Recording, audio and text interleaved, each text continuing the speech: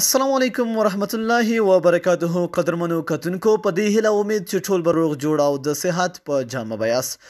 قدرمنو کتونکو په نننۍ ویډیو کې به زه تاسو ته داسې یو ساعت ښایم چې د هغې ساعت یعنې کوم ګنټه چې تاسو ته ورته وایي، کوم یو واچ چې موږ ورته وایو په انګلیش ژبه کې به درته وایم، داسې به درته ښایم چې چاته به پته نه لګي چې دا ساعت دی او که په دې کې ستا فولډرې ستا فایلونه پراته دي. بلکل دوستانو ډېر یو زبردست یو خوندور اپلیکیشن دی چې د دې په ذریعه تاسو کولی شئ چې څومره ستاسو سیکرټ ویډیوګانې وي، سیکرټ فایلونه وي، هغه تاسو څه کولی شئ په اسانۍ سره یې پټولی شئ.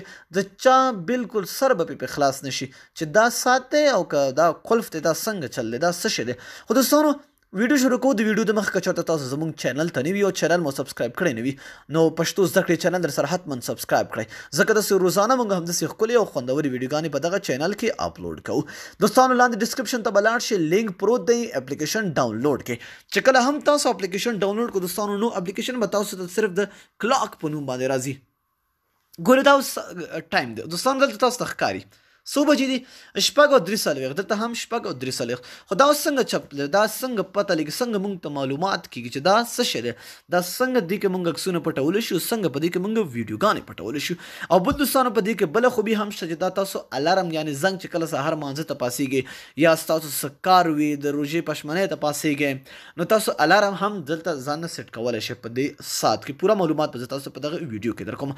دوستانو دلته ګورئ چې کله هم تاسو اپلیکیشن انسټال که او خلاص هم که، نو تاسو نه به صرف یو تپوس کوي، یو دو به تاسو نه تپوس کوي چې لیټ سټارټ باندې به کلیک کوي. دومره خو تاسو خپل هوښیارانې ماشاءالله پوهیږئ. وګورئ دوستانو اوس زه دې لاک د دې هغه ته د کوم دا ساعت چې ماته ښکاري دې کې زه خپل ویډیوګانې خپل تصویران اچوم. څنګه به اچوئ؟ ګورئ دوستانو سمپل په دغه منځ باندې به تاسو کلیک ونیسئ، یا تاسو به صرف دا یو بټنه ده، ګورئ ټیک شو، په دې به تاسو کلیک کړئ. ما ګورئ الریډي جوړ کړی ده، ما ورکړی دی 10 او 11 بجې. نو ګورئ دا وشو، زما دا پاسورډ دی. اوس دا منځ بټن به تاسو بیا ووهئ، ګورئ ورته ټیک شو. نو دا دلته تاسو کولی شئ چې خپل تصویران پټ را پټ کړئ. نو ګورئ پکچر یې دلته نشته، صحیح ده.